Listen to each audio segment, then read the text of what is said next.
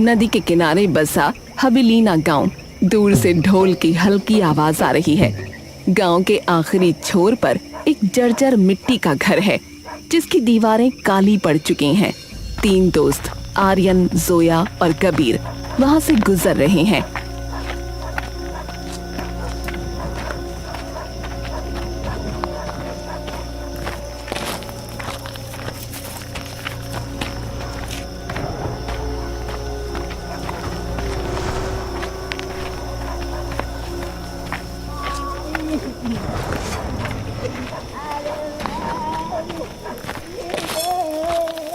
रुकना, तुम लोगों ने सुना? खिड़की से कैसी अजीब सी आवाज आ रही है। अरे यार, हवा है जोया, और कुछ नहीं। वैसे भी इस खंडर की छत कभी भी गिर सकती है। वो देखो। अरे भाई, खंडर नहीं है ये, समझा? लोग कहते हैं यहाँ जो बुढ़िया रहती है ना, वो पूरी रात जागती है भाई। देखो, वहाँ अंदर अपने आप रोशनी हुई। बिजली तो है नहीं यहाँ। अरे कहते हैं वो किसी ऐसे से बात करती है जो इस दुनिया का नहीं है। अरे यार चलो यहाँ से, फालतू का रिस्क क्यों लेना यार। तीनों तेजी से आगे बढ़ जाते हैं।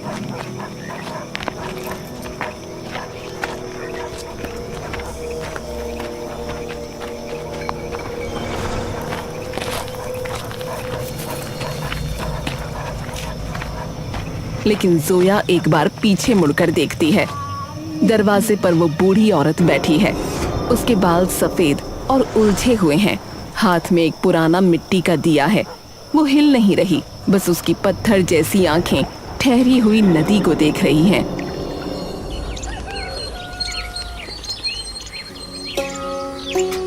एक छोटी लोडिंग गाड़ी खड़ी है। नील भारी कार्टन उतार रहा है।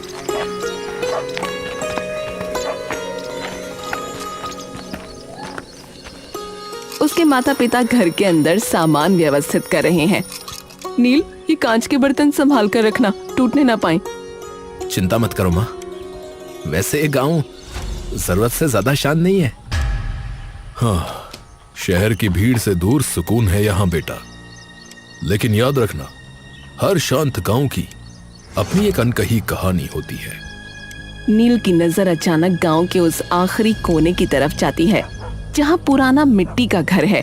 धूप में भी वो घर धुंधला और उदास दिख रहा है। वो आखिरी घर? ऐसा क्यों लग रहा है जैसे वक्त वहां ठहर गया है, जैसे किसी ने उसे जानबूझकर भुला दिया हो। उस तरफ मत देखना नील, और जाने की तो सोचना भी मत। क्यों? क्या हुआ वहां? गांव वाले कहते हैं वहां रहने वाली बूढ़ी औरत अजीब है। लोग उससे दूर ही रहते हैं। अजीब या सिर्फ बेहद अकेली? माँ चुप हो जाती है। उसके चेहरे पर एक अनजाना सा डर उभर आता है। नील अब भी उस घर को देख रहा है जहाँ वो बूढ़ी औरत पत्थर की मूरत बनी बैठी है। सूरज ढल चुका है।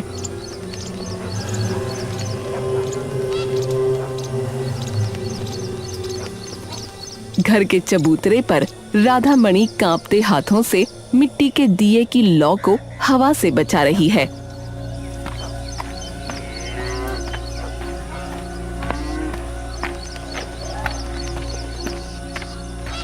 नील दबे पांव पास आता है।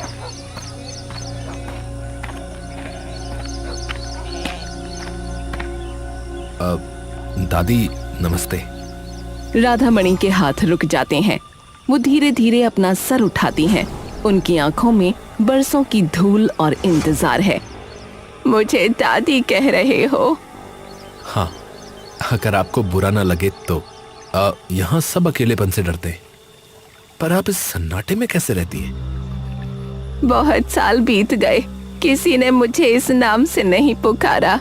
लोग तो यहाँ से गुजरते हुए अपनी परछाई भी समेट लेते हैं। आप रोज ये दिया क्यों जलाती हैं? घर के अंदर तो कोई नहीं है।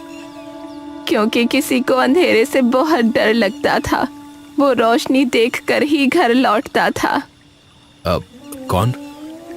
किसका इंतजार है आपको? मेरा बेटा हरी। हवा का एक तेज झोंका आता है।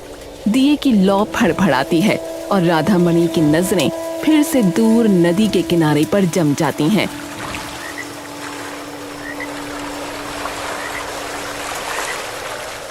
को महसूस होता है कि इस अजीब कही जाने वाली औरत के पीछे एक अधूरा दर्द छिपा है। घर के अंदर का धुंधला कमरा, दिए की मध्यम रोशनी, दीवारों पर सीलन है, पर एक कोने में रखा लकड़ी का पुराना संदूक चमक रहा है। राधा मणि उसे धीरे से खोलती हैं। नील पास ही जमीन पर बैठा है। देखो, ये उसकी पहली कमीज है जब वो पहली बार स्कूल गया था। आपने इसे अब इतने सालों से संभाल कर रखा है? माँ कभी कुछ फेंक नहीं पाती बेटा, यादें ही तो हैं जो बुढ़ापे में छत बनकर साथ देती हैं। वो संदूक की गहराई से कुछ पीले पड़ चुके कागज निकालती हैं। और ये उसकी चिट्ठियां हैं, शहर जाने के बाद भेजी थी उसने।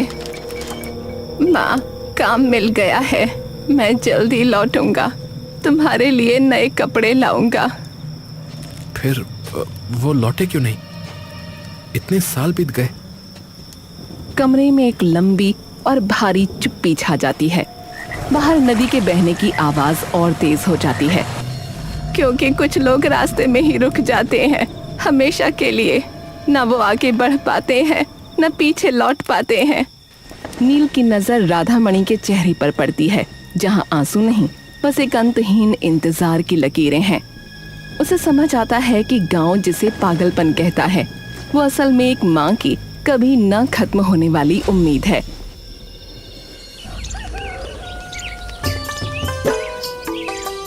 गांव के कुछ बड़े बुजुर्ग और अधेड़ उम्र के आदमी हुक्का पी रहे हैं।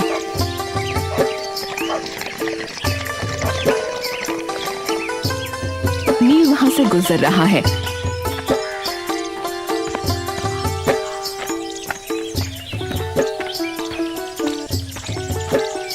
तभी उसे रुकना पड़ता है। अरे बेटा, संभल के रहा करो, समझे? सुना है तुम उस आखिरी घर के चक्कर काट रहे हो। अरे वो बूढ़ी औरत ठीक नहीं है बेटा। हाँ, मनहूसियत है वहाँ। मैंने कल रात भी उसे जोर जोर से रोते सुना है। ऐसी आवाजें कोई आम इंसान नहीं निकालता। हाँ, रोना गलत नहीं होता चाचा। क्या दुख मनाना भी गुनाह है क्या? अरे तुम अभी बच्चे हो, दुनिया नहीं देखी तुमने अभी। समझते नहीं हो कि ऐसी औरतें गांव के लिए खतरा होती हैं। शायद आप लोग बहुत बड़े होकर भी ये नहीं समझ पाए कि वो खतरा नहीं, एक माँ है जो हार नहीं मान रही। चौपाल पर अचानक सन्नाटा छा जाता है। हुक्के की गुड़गुड़ाहट थम जाती है। डर आंखों में नहीं, सोच में होता है। नील बिना पीछे मुड़े वहां से चला जाता है।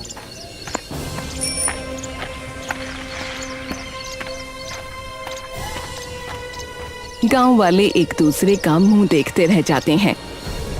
मूसलाधार बारिश और तेज आंधी।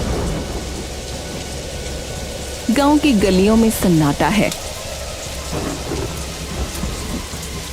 सिर्फ बिजली कड़कने की आवाजें आ रही हैं।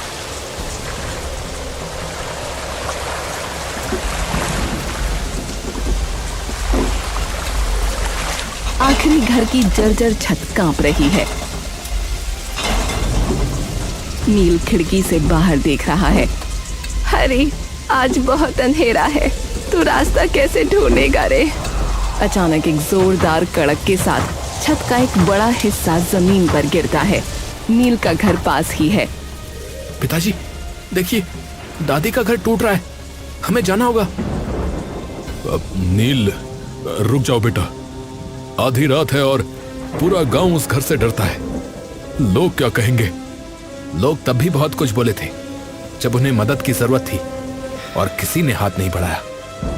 क्या हम भी वही करेंगे? नील की बातों में एक 20 साल के युवक की दृढ़ता देखकर पिता का सर शर्म से झुक जाता है। अब नहीं, चलो, मैं तुम्हारे साथ हूं। नील और उसके पिता टॉर्च लेकर निकलते हैं।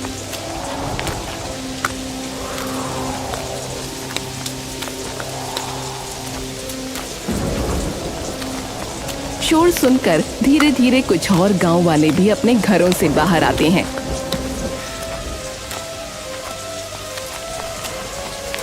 सब मिलकर उस रहस्यमयी घर के अंदर पहुंचते हैं।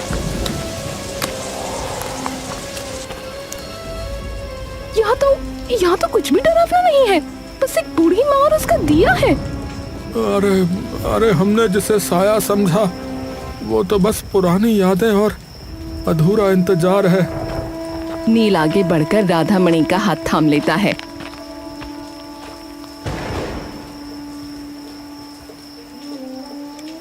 राधा मणि धुंधली आंखों से नील को देखती हैं, जैसे उन्हें उनका हरि मिल गया हो।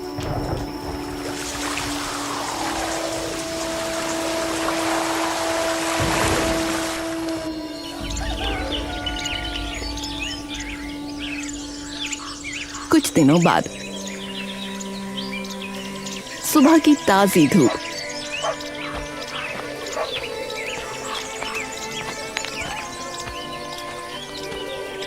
राधा मणि के घर की मरम्मत हो चुकी है। आंगन साफ है और वहां डर की जगह अपनापन है।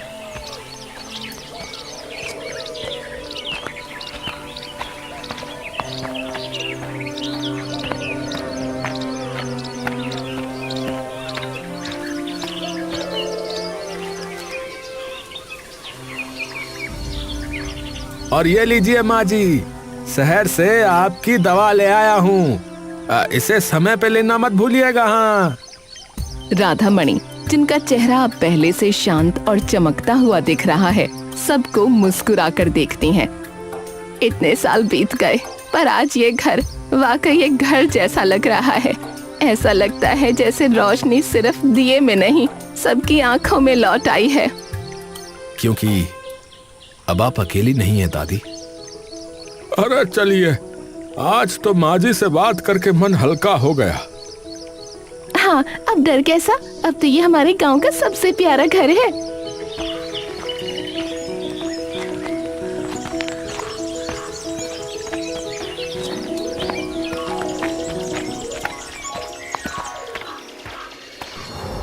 आसमान में लालिमा छाई है। नील राधा मणि के पास बैठा है। हवा में एक अजीब सी खामोशी और सुकून है। नील बेटा, एक बात याद रखना, अगर किसी दिन मैं यहाँ न मिलूं तो डरना मत और ना ही उदास होना। अब दादी, अचानक ऐसी बात मत करिए, अभी तो सब ठीक हुआ है। गांव वाले भी अब आपका ख्याल रखते हैं।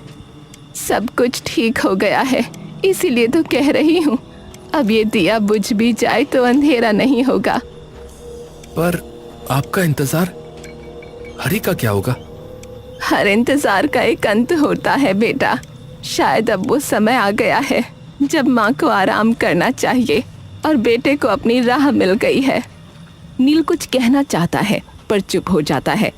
वो देखता है कि राधा मणि की आंखों में अब वो पुराना दर्द नहीं बल्कि गहरी तृप्ति है। रात गहराने लगती है और राधा मणि धीरे से अपनी आंखें मूंद लेती हैं, जैसे किसी लंबी यात्रा के बाद घर पहुंच गई हों।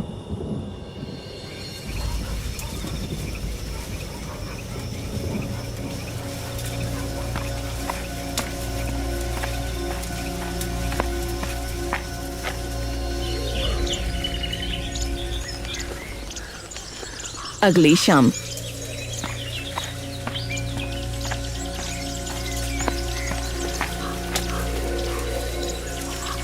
सूरज ढल चुका है, लेकिन आज घर के बाहर का दिया नहीं जला है। नील हाथ में कुछ फल लिए तेजी से घर की ओर आता है।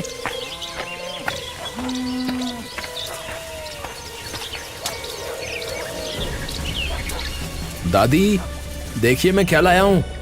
आज थोड़ी देर हो गई, माफ करना दादी। अंदर से कोई जवाब नहीं आता। सन्नाटा गहरा है। नील के मन में एक धकधकी होती है। दादी, आप सो रही हैं क्या? नील अंदर जाता है।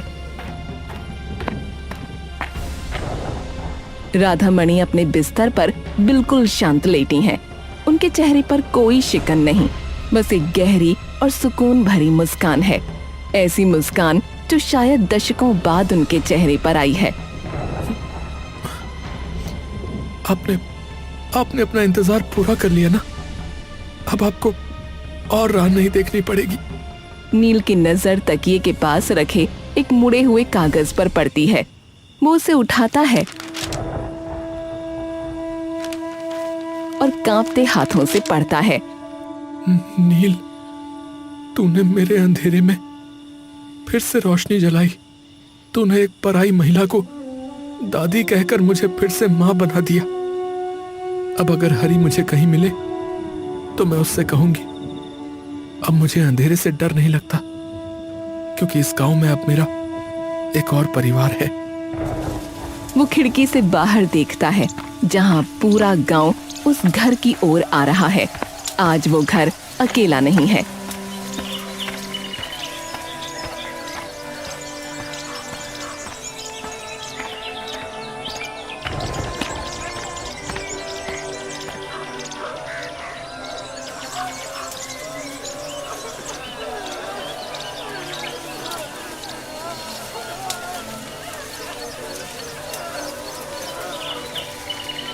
कुछ महीनों बाद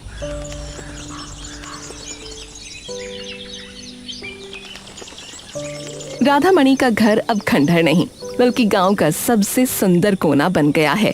रंग रोगन हो चुका है और आंगन में पेड़ पौधे लगे हैं।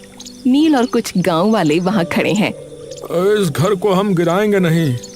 राधामणि माँ जी की यादों के साथ यह घर भी अब गांव की विरासत है। हाँ, यहाँ शाम को गांव के बुजुर्ग बैठा करेंगे, बातें करेंगे। ये जगह अब किसी की याद में उदास नहीं, बल्कि सबकी हंसी से गूंजेगी। और हर शाम यहाँ दिया जलेगा। किसके लिए बेटा? अब तो इंतजार करने वाला कोई नहीं है। उन सबके लिए पापा, जो कभी अकेले हो जाते, उन सबके लिए जिन्हें रोशनी की जरूरत है। हवेलीना अब डर का गांव नहीं रहा। लोगों ने सीखा, कभी कभी हम जिस चीज से डरते हैं वो सिर्फ किसी का टूटा हुआ दिल होता है, और एक युवा की हिम्मत पूरे गांव की सोच बदल सकती है।